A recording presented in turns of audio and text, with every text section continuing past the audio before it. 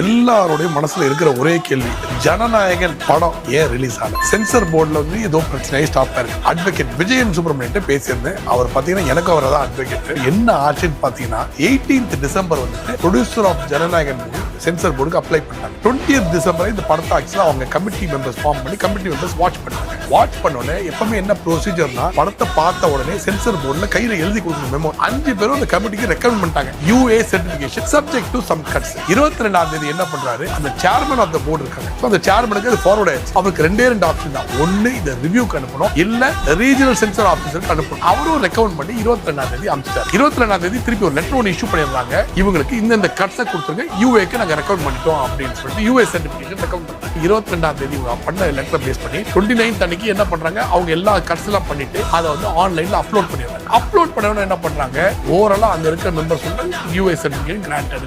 9th படம் release எல்லாம் நல்லா தெரியும். இதை தெரிஞ்ச உடனே என்ன பண்றாங்க, 29ஆம் தேதியில இந்த ப்ரொடியூசர் என்ன பண்ணிருக்காரு, 4ஆம் தேதி வரைக்கும் டெய்லி அவருக்கு ரிமைண்டர் அனுப்புறாரு. ஆனா இவங்க அந்த சர்டிபிகேஷன் கொடுக்கவே இல்லை. 5ஆம் தேதி அன்னைக்கு சேர்மன் சொல்றாரு ஒரு கம்ப்ளைண்ட் ரிசீவ் ஆயிருக்குது, அதனால அதை நாங்க ரிவ்யூ கமிட்டிக்கு அனுப்புறோங்கிறார். சோ இதை பேஸ் பண்ணி என்ன பண்றாங்க, 9ஆம் தேதி படம் வருது, ரிவ்யூ கமிட்டிக்கு திருப்பி பண்ணி டைம் இல்லாம போயிருமோன்னு நினைச்சுக்கிட்டு 6th அன்னைக்கு ஹைகோர்ட்ல ஜஸ்டிஸ் PT ஆஷா அவங்க கிட்ட மேட்டரை மென்ஷன் பண்றாங்க. 5 பேர் படம் பண்ணாங்க, 5 பேர் ரெக்கமெண்ட் எழுதி கொடுத்துருக்காங்க. அப்புறம் யார் கம்ப்ளைண்ட் பண்ணாங்க அப்படின்னு சொன்னா, இந்த வரைக்கும் யாரும் படத்தை பார்க்கலன்னு. ஆமா, கம்ப்ளைண்ட் எடுத்துட்டு பார்த்தா கம்ப்ளைண்ட் பண்ணது one of the committee members. இதெல்லாம் ட்விஸ்டே வருது பாருங்க. கமிட்டி மெம்பர் ரெக்கமெண்ட் பண்ணி எழுதி கொடுத்து அவரே திருப்பி கம்ப்ளைண்ட் பண்ணிருக்காரு. அவர் என்ன சொல்றாரு, என்னோட மத்த அப்ஜெக்ஷன்ஸ் எல்லாம் கேட்கல அப்படின்னு சொல்லி அவர் கம்ப்ளைண்ட் பண்றாரு. உடனே ஜஸ்டிஸ் PT ஆஷா என்ன பண்ணிருக்காங்க, 9th அன்னைக்கு ஆர்டர்ஸ் ரிசர்வ் பண்ணி 9th அன்னைக்கு ஆர்டர் போடுறாங்க. இது complaint doesn't stand, it is recommended to give the UA certification சொல்லி ஆர்டர் போட்டுறாங்க. இந்த ஆர்டர் இன்னும் ஆர்டர் காப்பி லோட் அப்லோட் கூட ஆலையா சீஃப் பெஞ்ச்ல மென்ஷன் பண்ணிடுறாங்க. உடனே இதுக்கு யார் அப்பியர் ஆறான்னு பார்த்தா, ஏர்லியரா வந்து அடிஷனல் சொலிசிட்டர் ஜெனரல் அப்பியர் இருக்கு. இப்போ யாருன்னு பார்த்தீங்கன்னா துஷார் மேத்தா, இந்தியாவோட சொலிசிட்டர் ஜெனரல் ஆன்லைன்ல வராரு. கேஸ் ஆர்கியூ பண்ணுங்க. சீஃப் ஜஸ்டிஸ் என்ன சொல்றாரா, இப்போ இந்த படத்தை என்ன அர்ஜென்சி, இப்போ உடனே ரிலீஸ் பண்ணணும். ஏர்லியர்